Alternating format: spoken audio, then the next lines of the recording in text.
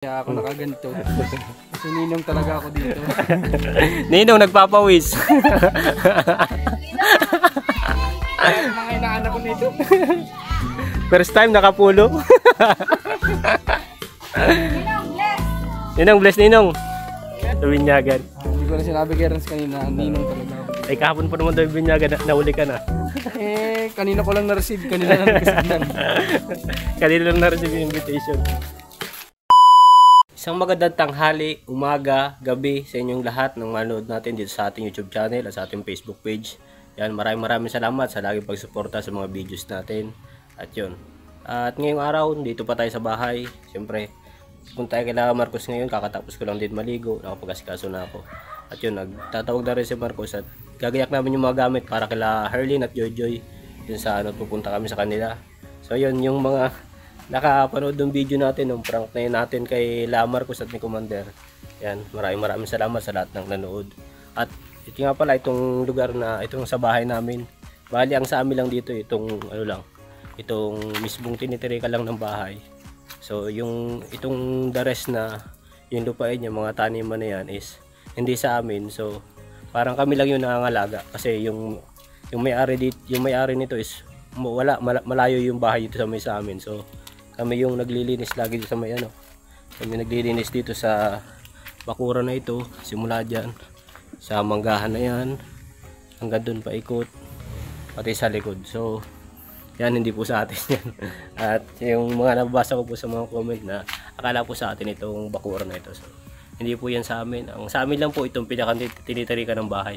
Nabili po namin ito sa may-ari ng lupain nito. Bali yung tinitirikan lang sa amin mismo. Parang pinagkatiwala lang kami na pangalagaan itong mga halaman dito since kami lang yung tao dito. Tsaka yung malaking bahay na yan dyan, sa bahay ng may-ari, ngayon may nag-uupa dyan. Hindi rin sila yung nag-aasikaso nyo kasi nangungupahan lang sila dyan sa bahay na yan.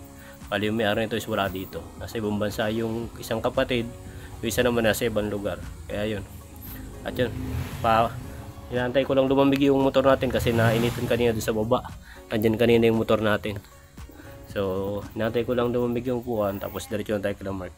At nagagayak lang din ako konti, may mga ilang gamit pa tayo na konti ginagayak. Tapos pagkatapos natin, diretso na tayo doon kila Marcos at kita-kits doon sa pupunta natin kung saan man tayo mag-i-area ngayon. Hindi ko pa alam doon sa dalawa.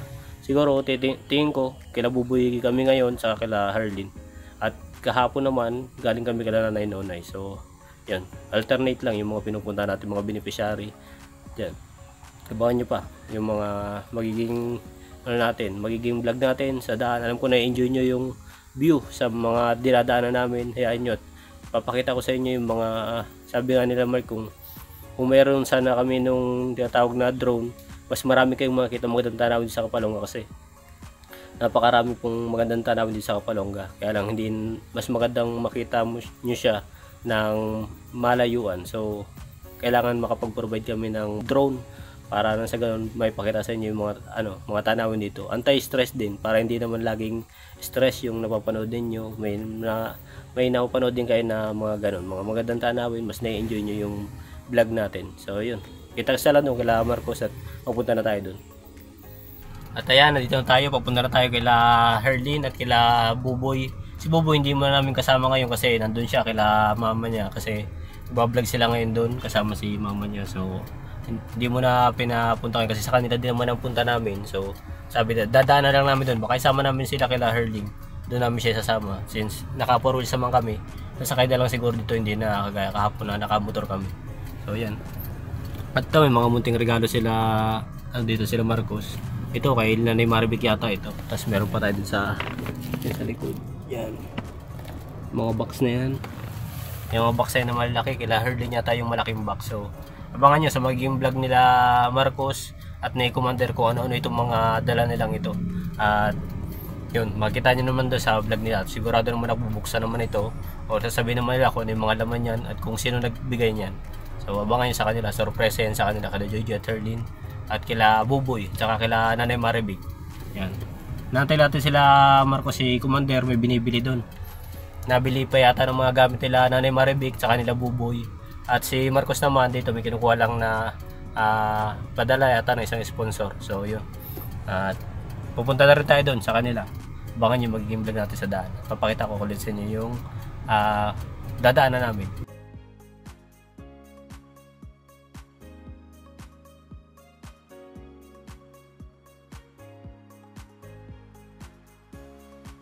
Yan, dito kami ngayon kila Buboy at nantay namin si Commander na agbablog kila Buboy.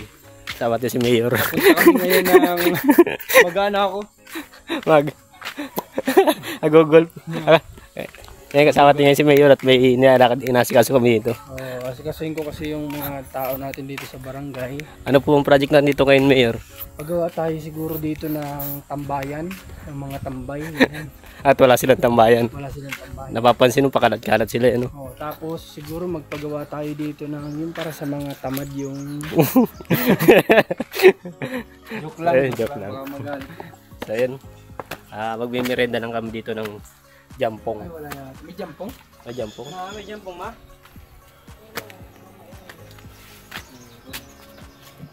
Mainit. Pabili kami. Sisili kayo dyan? Ito yung kila Buboy. Napaka-presko. Yan, school. Aso ni Buboy. Ayun, papunta na si ano dyan, si Buboy. Hindi pa na yung mga gamit. Mapainit pa naman yata sila. Mapainit pa kaya? Ay, meron na. Sige, dito na kami sa tindahan sa taas. May ate, balikan namin. Oo, papunta na dyan si ano, Buboy para ibaba niya yung mga gamit. Sige, pupunta na kami. Yun, mag-aakot lang kami ng gamit nila Buboy. Yung regalo nila Commander kay Buboy. Andiyan na?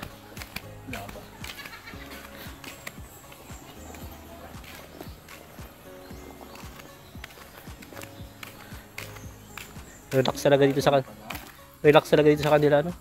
Sa totoo lang, dito may trapal dyan kanina na nag-worried kami ni Rans kasi sabi namin baka may namatayan dito. Diyan ka na Nanay Tessie. Yung pala naman, binyagan. So ito talaga yung pupuntahan ko dapat kaya ako nakaganto.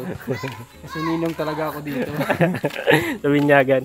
Hindi ko na sinabi kay Rans kanina, ninong talaga ako dito. Ay kahapon pa naman daw yung binyagan, nauli ka na. Kanina ko lang na-receive, kanina lang nagkasignan. Kanina lang na-receive yung invitation. Eh, si Buboy. Hey, Buboy! Ha? Oh, nilok na lang yun.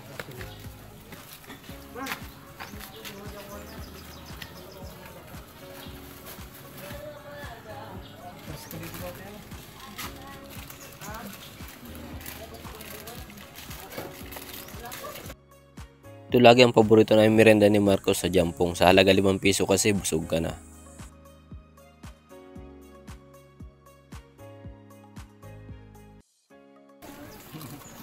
Alam mo si Vincent.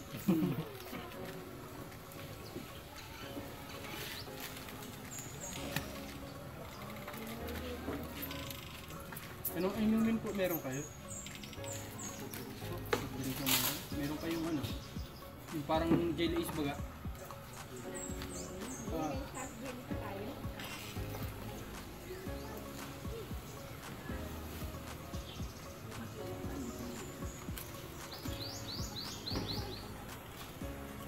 Ran!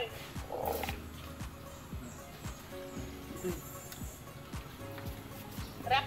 Bakit?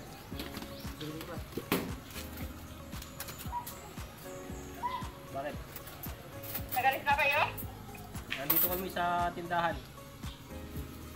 Sige, antayin nyo ako saglit, ano? Sige. Magkano po yun?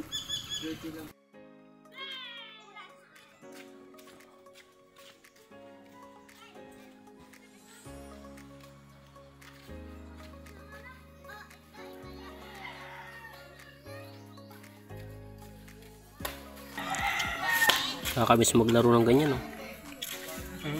Nakakamiss maglaro ng ganyan. Pilipigan, chinilas.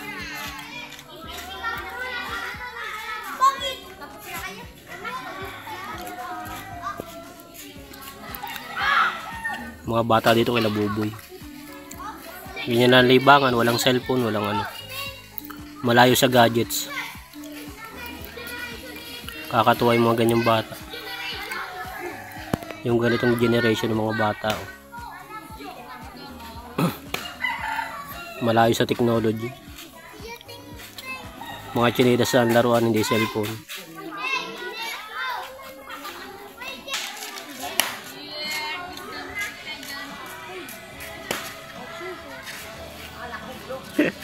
Pilipig yung bata. Sakit niyan.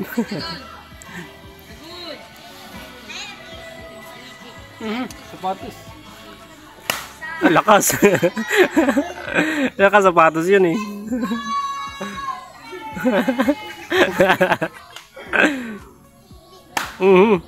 Iyak ka mamaya. Oo.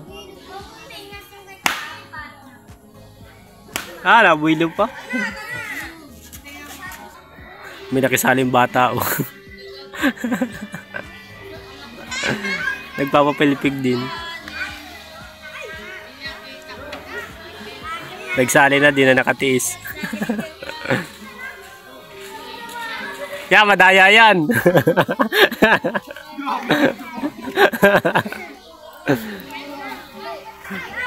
Madaya yan. Malakas siyang pumalo.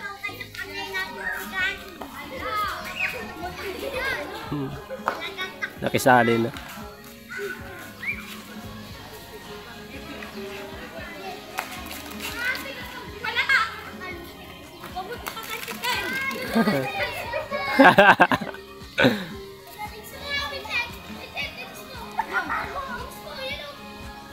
Practice.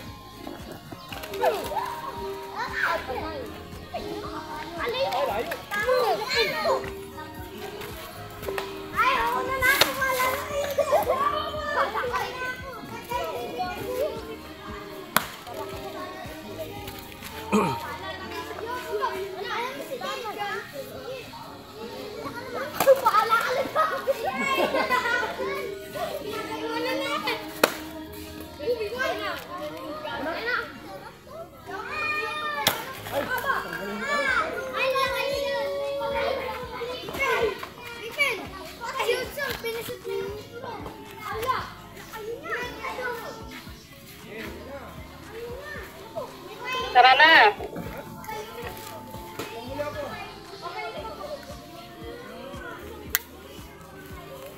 Sige, sige.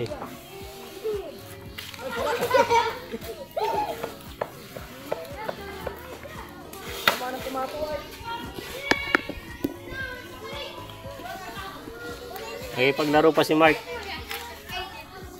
Galing. Tingnan mo yung yung pawis at sipon niya. Baka nagkakandalaglagan na. Ay, dinadaya ng mga bata. Sabihin mo sa mga bata, punasan nila yung pawis. Dito baka nag-iiyak na.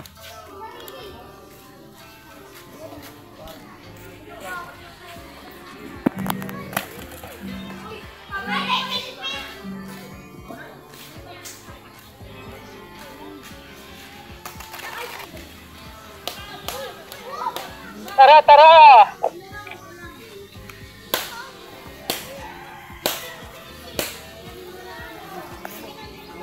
Okay, wala ka pa naman. Dito ako, maakyat ng nyog. Iakyat mo kami ng buko. Ha? Iakyat mo kami ng buko.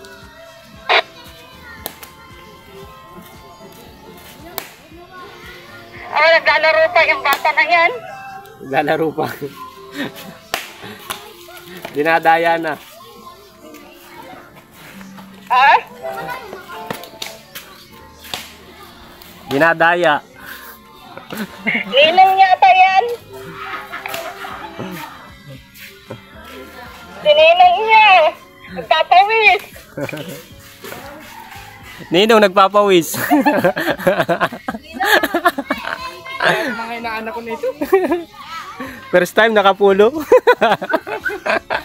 Ninong, bless. Ninong, bless Ninong. Wala na, ubos na. Wala kang barya dyan? Kahit barya lang nung. Wala na. Damat naman Ninong. Sunod. Dito nga ay inabot na kami ng isang malakas na ulan kaya hindi na tayo nakapag-video sa labas.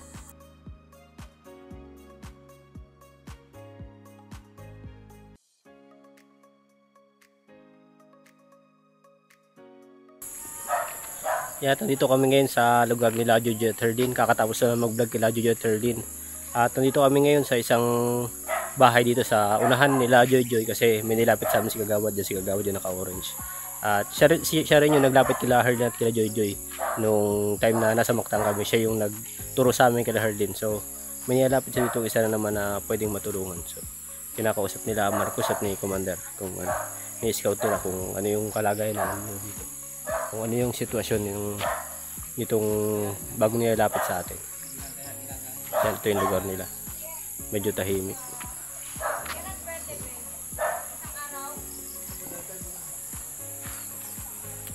Yan yung lugar nila. Bundok na din. Yan, sulok na rin. Medyo malayo kila Herdin. Mga 5 minutes na lakad. Simula kila Herdin hanggang dito. Dulo na itong kanila.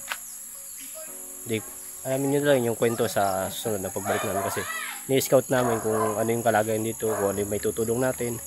Yun. Yan, kasama din namin si Buboy nandyan. So yun, kita kasi lang mamaya-maya.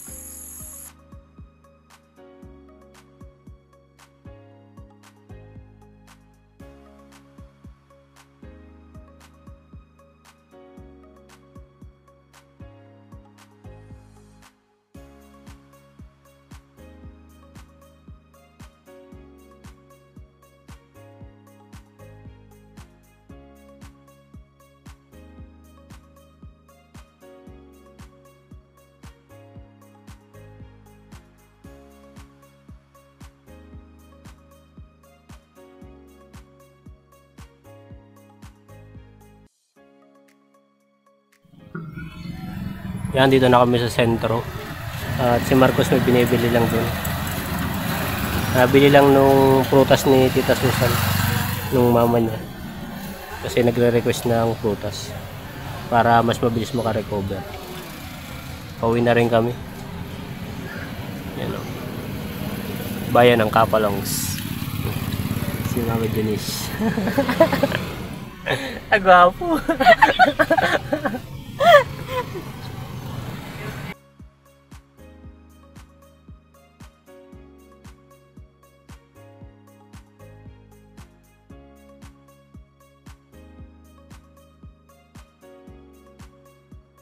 Yan, kakarating lang namin dito sa bahay nila Marcos at yan.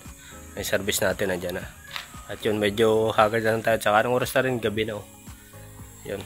Kaya papahinga muna kami at yun. Abangan nyo na lang yung magiging upload nila ngayon. Nila Commander ni Marcos saka ni Marcos TV channel. Abangan nyo yung magiging upload nila dun sa sorpresa kila Joy, kila Herlin, saka kila Buboy. Abangan nyo sa mga vlog nila. At yun, kita kasi lang sa sunod na vlog natin. Mag-iingat po kayo palagi.